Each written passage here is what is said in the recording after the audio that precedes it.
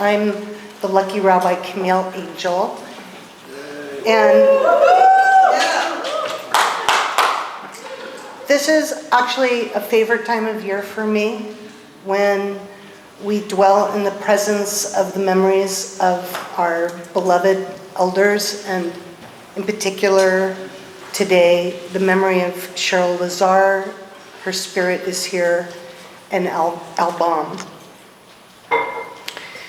Al's portrait, a reminder of his home and his grand generosity, his art collection and the twinkle in his eye.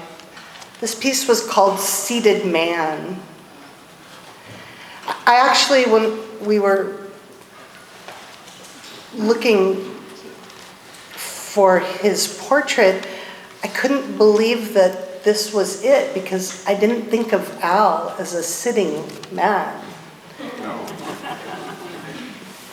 He had a big, full life, and you're going to hear from him in a video from Outwards a little bit later this evening. Al made time in his life to have meaningful relationships. What filled his archives were the letters and cards and notes and memories divided into files for the years 1965, 1973, 1984, birthdays on his 60th and 70th and 80th, and notes for his weddings. I loved watching Al become the married man that you enabled him to be, Robert, and the life that you enjoyed, and the good deeds that the two of you made and make happen. It's a Jewish custom on the anniversary of a loved one's death to learn something in their honor and in their memory. And by making this lecture series possible, we lift up Al's memory and we translate his legacy to a whole new generation. From one generation to another, we will make your name great.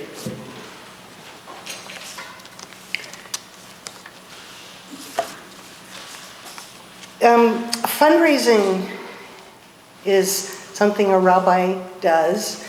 I'm not particularly good at it, but I am good at friend raising, and my mentors have taught me to be just genuine in my friendship and outreach.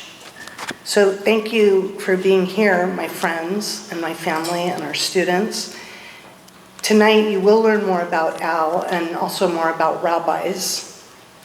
Al was not a rabbi.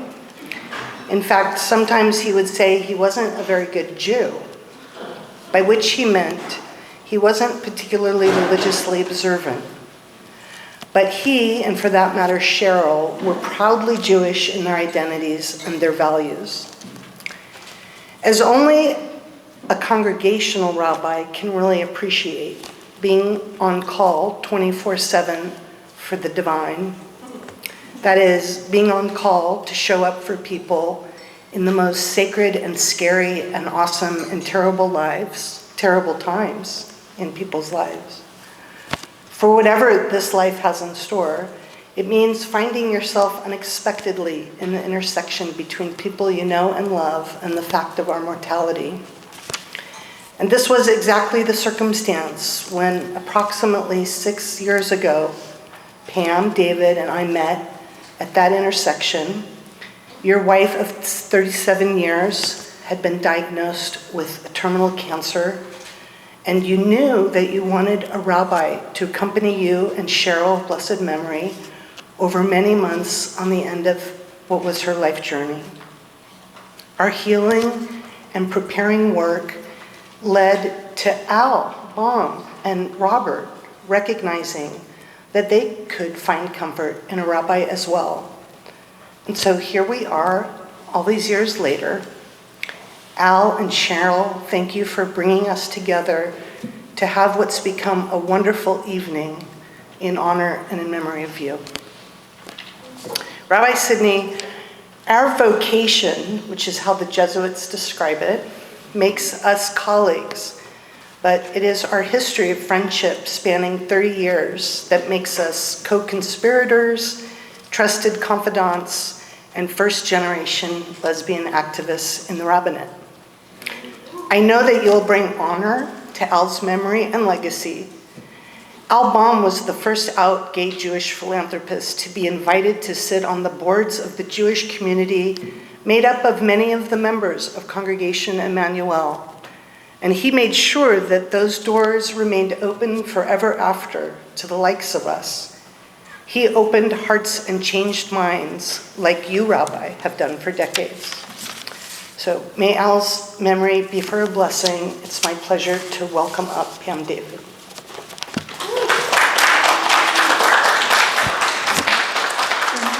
To make me cry before I talk. I can do that. It's not fair to make me cry before I talk.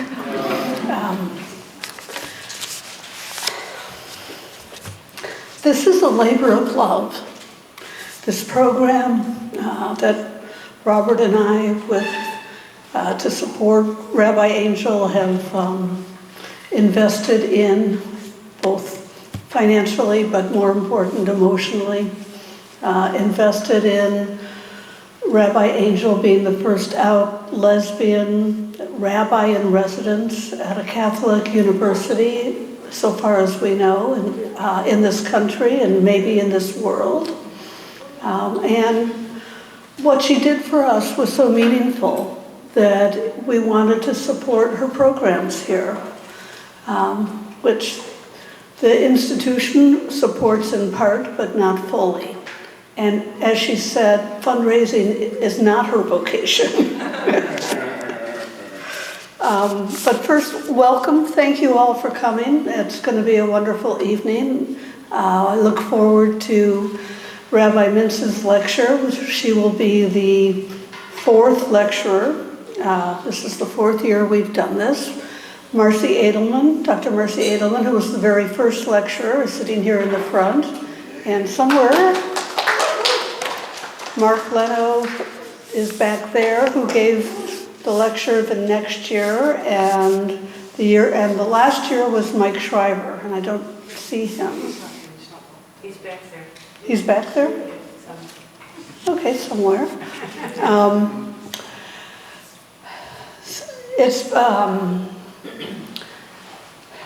It's just been really an honor to work on this project, even when it's made me a little crazy. Because it is in the memory of Al, who was my friend of 30 years, and Cheryl, my wife, at the time she died, my wife of 34 years. And for both Robert and I, these are the loves of our lives. And to be able to have people remember them and honor them is an incredible blessing. And I'm very, very grateful.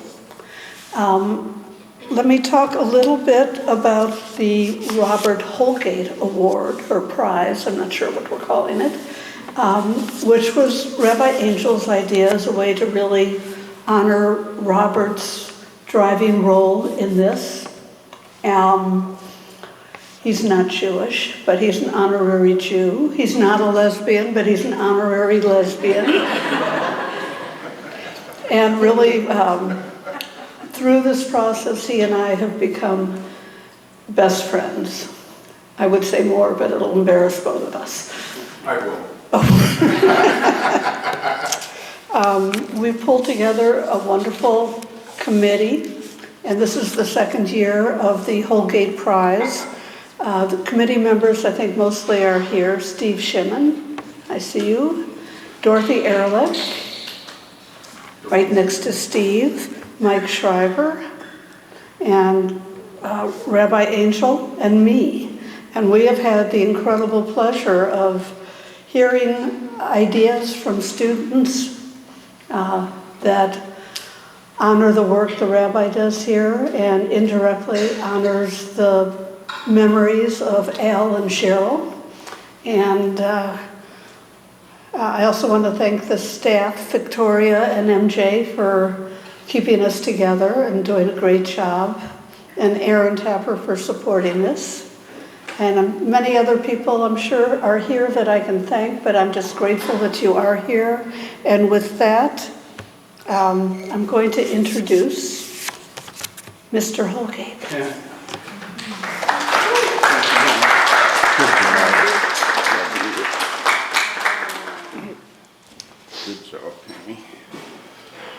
Oh, thank you all so very much for being here. My history with Camille goes back even further. She married Al and I, it would be 25 years ago this year. Yeah, it kind of takes my breath away, when I think about it. Al and I had such a fantastic, challenging, fun relationship. And I miss him terribly every day. So thank you, Camille, for making this possible, and Aaron. I so appreciate the fact that we can do this every year. And for me, my very favorite part are the students, is the awards, the scholarships, and the opportunity for us to be in a room with them and hear their ideas. I'm constantly blown away and honored to be part of this process. So my duty today is to introduce Lou and Riley, who were the awardees from last year. Lou, cutie pie, Lou came in and explained to us how there were many students on this campus who don't have food, who are food insecure, who are hungry. And Lou was like, I'm not gonna stand for this. I'm gonna do what I can. Lou's going around collecting food. She's finding ways to grow food. She was doing all she could to fill in a problem here. And so when Lou came in and did her presentation, I knew immediately she was gonna get the award. And so very proud of you. And Riley, when Riley came in, Riley explained there are no bathrooms for non-binary, trans, questioning youth in this facility. Every building has an issue with that. And so Riley took it upon themselves to research it, do something about it, and write reports about it, and bring it to the attention of the university. So I'm sorry Riley's not here. I think you'd all love the chance to meet them, but I'll just say fantastic, a wonderful, wonderful person. And now I would like to ask Lou to come up and introduce this year's recipients.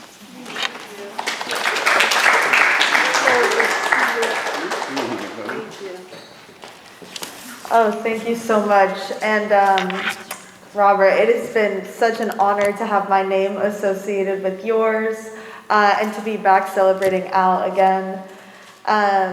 So I'm up here with the honor of presenting the Robert Holgate Pride Award, which is a fellowship to highlight the student activism, specifically in queer and religion at USF.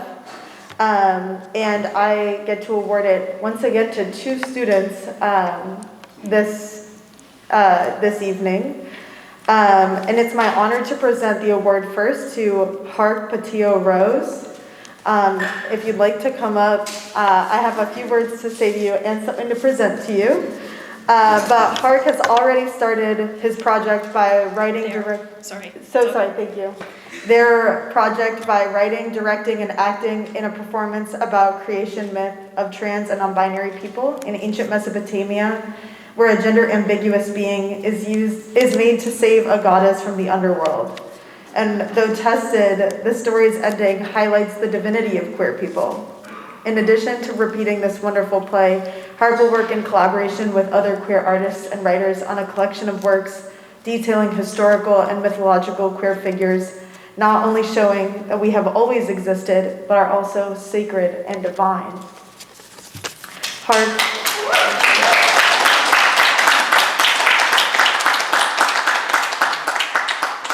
Unwavering commitment to non-binary representation in the arts and your dedication to creating theater that is socially engaging is amazing. And I would like to present you with a physical recognition of the fellowship, the support from the Robert Holgate Pride Award. And I look forward to seeing more of what your project brings. As an artist myself and an admirer, I think it's fantastic. And you can sit down if you'd like.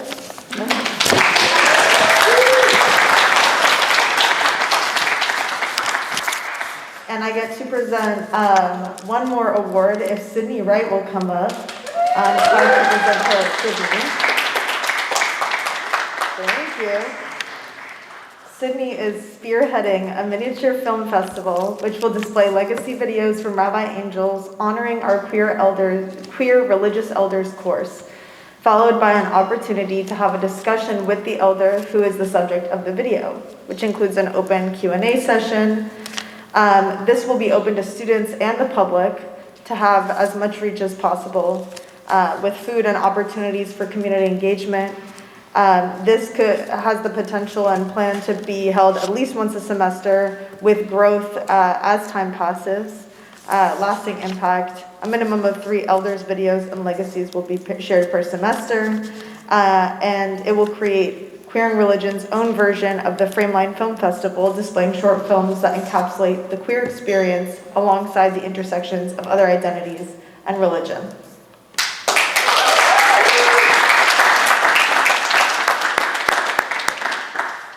Sydney, your project to create a film festival of student projects showcasing the legacies of our LGBTQIA community activists is a project near to mine and many other of your peers' hearts.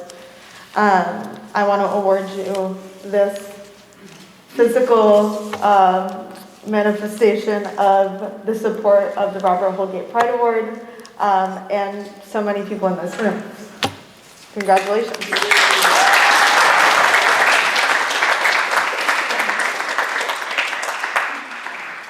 If I'm honest, I'm not sure exactly who I get to introduce, who I have the honor of introducing next.